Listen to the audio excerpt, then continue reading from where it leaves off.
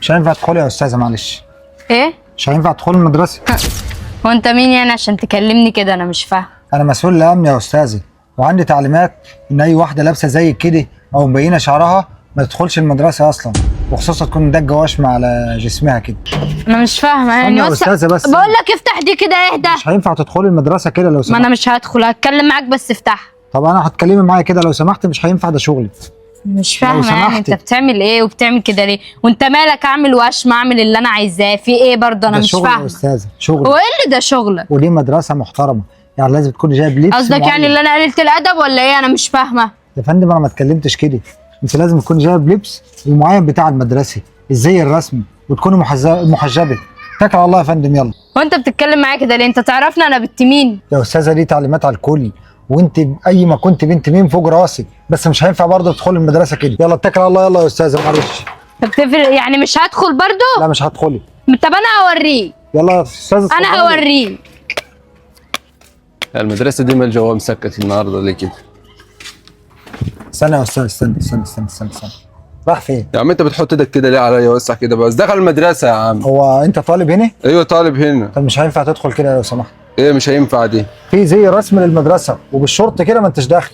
يا عم انا داخل مدرستي، انت تعرفني ازاي ندخل وازاي نطلع؟ انت مالك؟ انت مجرد امن هنا، مالكش دعوة. دي تعليمات، ومن التعليمات اي واحد بشعره عامل لي توكه، اي واحد حليق لي حلقه مش كويسه، اي واحد جاي بشورت زيك كده مش هينفع يدخل المدرسه، ومش هيدخل غير بالزي الرسمي بتاع المدرسه. اتفضل يا استاذ. بقول لك وسع كده، انت لسه هتتكلم معايا؟ انا داخل المدرسة، انا داخل المدرسة. دي تعليمات عشان ما نضطرش ننادلك المدير، وممكن يفصلك. وانت مش حافظ الشكل ديت اللي عمله في المدرسة امبارح ولا ايه؟ انا حافظ. ولا عايز نعمل عليك نفس النمرة؟ يا استاذ انت طالب جاي تتعلم، اهلك بيصرفوا عليك. يا عم بيصرفوا اهلك يا عالم بيجيبوا فلوس منين عشان يعلموك؟ مش جاي تبلطج عليا وعلى المدرسه. انت طالب جاي تتعلم، يعني المفروض تبقى لابس زي كويس وزي محترم. طب انا بستأذن منك، بقول لك بعد اذنك يا راجل يا كبير يا محترم، دخلنا المدرسة عشان ما نزعلكش. لا مش هينفع، معلش. اتفضل عشان دي تعليمات.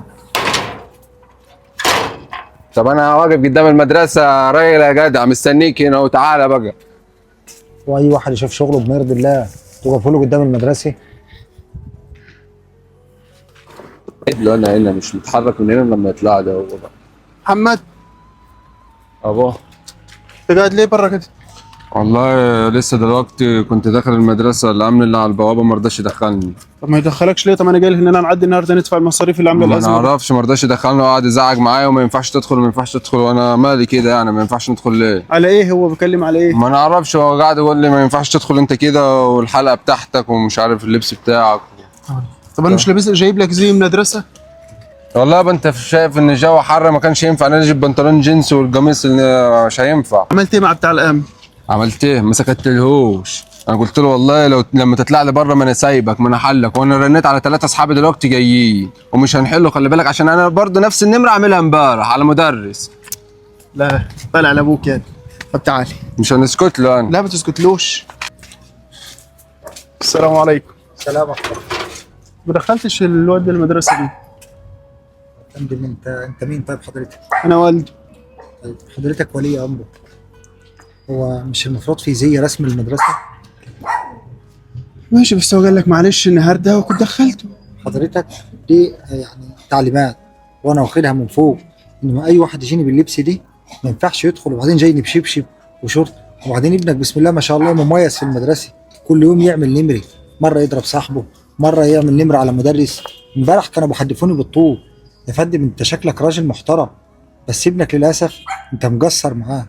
يا فندم القصه لو انت راجل بتشتغل بره، فالقصه مش فلوس، القصه تربيه. انت صحيح ولي امره، شكلك راجل محترم وشغال، وشكلك موفر له الفلوس صحيح، بس نسيت تربيه كويس، ونسيت تربيه انه يتعامل ازاي ويتعلم ازاي. ابنك جاي بزي دي مش زي مدرسه يا فندم، ده لو طلع فسحه مع اصحابه مش هيلبس كده، ودي تعليمات. انت ترضى ان تقطع عيشه؟ طيب وبعدين ابنك بصراحه مش محترم خالص، معلش بنعتذر لك على الاسلوب دي، بس هو مش محترم خالص فعلا. انا مش محترم يا راجل يا كبير يا اخي. فعلا مش محترم، والراجل ده لازم يتربى، بس هيتربى بعد ما نربيك انت الاول. ايه يابا انا عملت ايه؟ انت كمان من عملت ايه؟ حتى لما بترد بصوت عالي.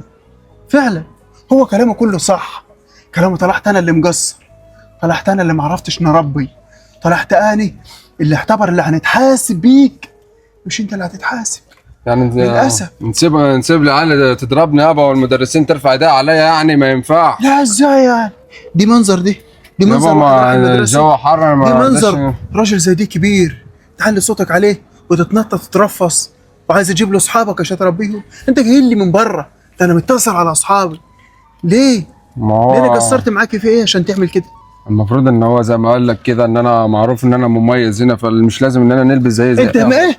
انت فعلا مميز، بس في قله ادبك ووقاحتك في طريقتك الزباله دي اللي جلت منني. سمحتينا كلام عمري ما نسمعوه. حب على راسه، حب على راسه. حب على راسه وتاسف له، حب على راسه.